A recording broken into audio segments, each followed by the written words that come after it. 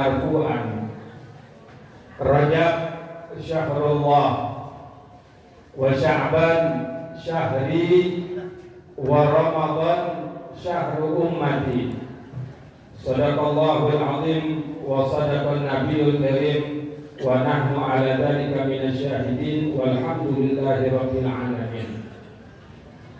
Al-mukarram wal muhtaram, para habaib, para kiai, para ajengan yang mudah-mudahan pada sore hari ini senantiasa diberkati oleh Allah Subhanahu wa taala. Wabil khusus sahibul majlis Al-Khalifah Al-Habib Ali bin Abi Bakar Al-Abbas, kita doakan mudah-mudahan beliau senantiasa diberkati oleh Allah Subhanahu wa taala, diberikan sehat, diberikan panjang umur, diberikan kemudahan oleh Allah Subhanahu wa taala.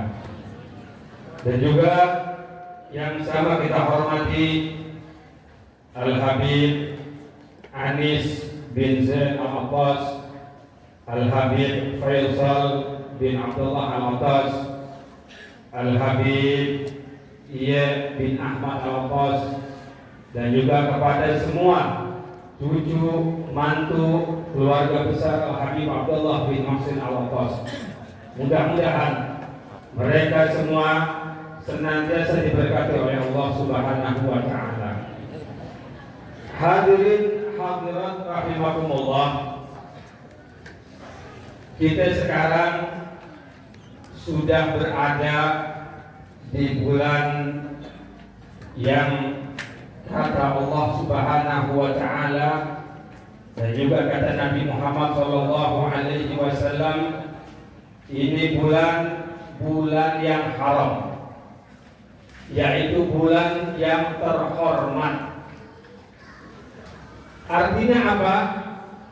Artinya bulan ini yang sekarang kita berada sudah di hari ke-7 atau ke-8, ini merupakan satu bulan yang beda dengan bulan-bulan yang lainnya. Kenapa berbeda? Karena di bulan Rajab kita banyak menyaksikan kejadian-kejadian yang luar biasa, sejarah-sejarah yang sangat luar biasa, yang mungkin yang paling terkenal ialah peristiwa Isra dan Mi'rajnya Nabi kita Muhammad sallallahu alaihi wasallam. Di bulan Rajab kita selalu diperdengarkan dengan kisah-kisah bagaimana perjalanan Nabi kita Muhammad sallallahu alaihi wasallam. Beliau hijrah atau beliau berjalan di malam hari dari Makkah menuju Palestina. Kemudian dari Masjidil Aqsa beliau naik dari langit demi langit sampai berjumpa Allah Subhanahu wa taala. Ini merupakan satu kejadian yang sangat luar biasa. Makanya kalau dipikir pakai akal nggak masuk. Kalau dipikir dengan otak manusia tidak masuk. Meskipun zaman sekarang mendukung. Banyak pesawat-pesawat yang sekarang kecepatan luar biasa. Makanya Allah Subhanahu wa taala ketika menjelaskan tentang Isra dan Mi'raj, Allah memulai dengan kata Subhana, Maha suci Allah Subhanahu wa taala. Alladzi asra bi 'abdihi lailan minal masjidil haram ila al masjidil aqsa. Kata subhanallah artinya biar manusia ketika mendengarkan cerita Isra dan Mi'rajnya Nabi Muhammad, dia harus mendahulukan iman daripada akal. Dan banyak pelajaran-pelajaran dalam Isra dan Mi'rajnya Nabi Muhammad sallallahu alaihi wasallam. Di antara pelajaran Isra-nya Nabi Muhammad sallallahu alaihi wasallam, di situ ada cerita Nabi Allah Musa berjumpa dengan Nabi Muhammad sallallahu alaihi wasallam. Ketika Allah mewajibkan untuk Nabi Muhammad sholat 50 kali. Kemudian di tengah perjalanan Nabi Muhammad bertemu dengan Nabi Allah Musa. Nabi Allah Musa memberikan arahan kepada Nabi Muhammad sallallahu alaihi wasallam bahwa umatmu wahai Rasulullah tidak kuat untuk mengerjakan 50 sholat. Kemudian singkat cerita Nabi Muhammad balik lagi berjumpa dengan Allah, minta takhfif, minta keringanan sampai akhir sholat ini menjadi sholat yang 5 waktu yang kita jalankan: subuh, zuhur, asar, maghrib dan isya. Yang mana kalau kita tunaikan, kita kerjakan, itu pahalanya sama seperti orang yang sholat 50 kali. Dan di sini ada catatan. Nabi Musa ketika berjumpa dengan Nabi Muhammad SAW, itu Nabi Musa sudah meninggal apa belum? Sudah meninggal apa belum Nabi Allah Musa? Sudah meninggal.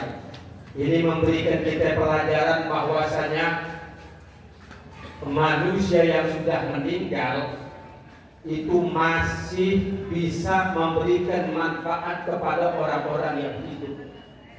Karena di zaman sekarang masih banyak orang-orang yang ingkar atau orang-orang yang tidak percaya dengan karomat atau dengan keberkahan dari manusia-manusia yang istimewa, manusia-manusia yang dekat dengan Allah Subhanahu wa taala setelah mereka meninggal. Dan juga di dalam peristiwa Isra Mi'raj, Nabi Allah Musa atau Nabi kita Muhammad sallallahu alaihi wasallam, ketika beliau berjumpa dengan Allah Subhanahu wa taala, itu Nabi Muhammad tidak melepas beliau punya sendal. Beliau tidak melepas sendalnya ketika berjumpa dengan Allah Subhanahu wa taala. Tapi kalau Nabi Allah Musa ketika di Bukit Tur Sina disuruh lepas sendal sama Allah Subhanahu wa taala. Fakhla na'alaika innaka bil wadil muqaddas tuwa. Lepas sendalmu wahai Nabi Musa, engkau berada di lembah yang suci, tempat yang suci. Tapi Nabi kita Muhammad sallallahu alaihi wasallam, sendal beliau ikut berjumpa dengan Allah Subhanahu wa taala. Makanya Imam Yusuf An-Nabhani, beliau salah seorang imam yang dikatakan muhibbin kepada Ahlul Bait Nabi Muhammad sallallahu alaihi wasallam. Dan beliau muhibbin bukan sekedar muhibbin, beliau betul-betul ngarang kitab, ngarang buku yang menceritakan keutamaan keluarganya Nabi Muhammad SAW. Ini Al-Imam Yusuf An-Nabhani, beliau menceritakan kisah keutamaan sendal Nabi Muhammad. Kata beliau, ala ra'si hadal qaul nahlu Muhammad. Di atas alam ini pernah ada di bawah bayangan sendalnya Nabi Muhammad sallallahu alaihi wasallam. Ala, itu sendal mulia, itu sendal menjadi hebat. Fajami'ul khalqi tahta dhilalih. Semua makhluk siapapun dia berada di berada di bawah bayangan itu sendal. Sekarang pertanyaannya, kenapa sendal itu menjadi mulia? Karena bersandar dengan Nabi kita Muhammad SAW. Nah kita, kalau kita ingin menjadi orang yang mulia, ingin menjadi orang yang sempurna dengan jalur cepat. Jalur lambat ada, dengan jalur cepat. ialah dengan cara kita dekatin wali-wali Allah Subhanahu wa taala. Kita dekatin guru-guru kita yang masih ada, kita ambil ilmunya, kita ambil keberkahannya, kita hikmah kepada mereka. Itu jalur yang cepat untuk mendapat kemuliaan di sisi Allah Subhanahu wa taala. Hadirin hadirat, lebih kurangnya saya mohon maaf. Wal-afu minkum. Wassalamualaikum warahmatullahi wabarakatuh.